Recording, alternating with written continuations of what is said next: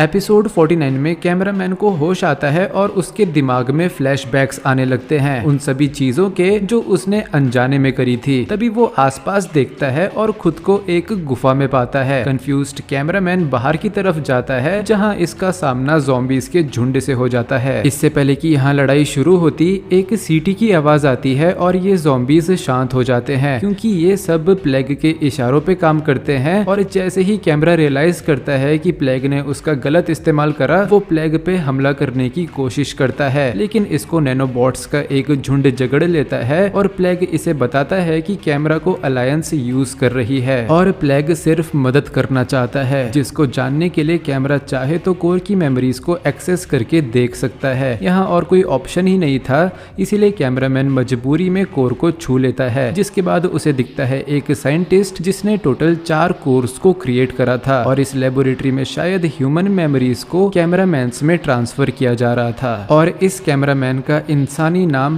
Dave था, लेकिन अपनी मेमोरीज को डायरेक्ट कैमरा चिप में ट्रांसफर नहीं करना चाहता था, इसीलिए कुछ जरूरी जानकारी उसने कोर में डाल दी। और प्लेग को ऐसा लगता है जैसे डेव इन यादों को देखकर प्लेग का साथ देगा, लेकिन डेव एक नकली हैंडशेक करता है और कोर्स को दबाकर उनकी एनर्जी प्लेग के ऊपर इस्तेमाल कर देता है। लेकिन बीच में टीवी ज़ॉम्बी प्लेग को बचा लेता है, जिसकी वजह से कैमरामैन के पास सिर्फ भागने का ऑप्शन बचता है और प्लेग अपनी पूरी ज़ॉम्बी आर्मी को कैमरामैन के पीछे छोड़ देता है। बट कैमरा भाई का स्वैग ही अलग है, ये बंदा अकेला ही ज़ॉम्बीज़ की भीड़ को हैंडल करने लगता है। वो बात अलग है, थोड़ी देर में एक ज़ॉम्बी इसके ऊपर हमला कर देता है, बट इससे पहले कि ज़ॉम्बी इसे काटता ये अपना हाथ दिखाकर उस ज़ॉम्बी को रोक देता है और सडनली सारे ज़ॉम्बीज़ इनएक्टिव हो जाते हैं, मानो कैमरामैन यहाँ पर है ही नहीं। वेल, कैमरामैन को एक तरह से कैमोफ्लाज यूज करना आ गया, जिसको यूज करके ज़ॉम्बीज़ को लगेगा कि कैमरामैन भी एक ज़ॉम्बी है और वो हमला नहीं करेंगे। कैमरा इन ज़ॉम्बीज़ के बीचों बीच से निकलता है अपने हेडक्वार्टर्स की तरफ, लेकिन हेडक्वार्टर्स में बेचारे कैमरामैन को एक गद्दार घोषित कर दिया गया है और मिलिट्री म्यूटेंट यहाँ पर भी हाजिर हो चुका है।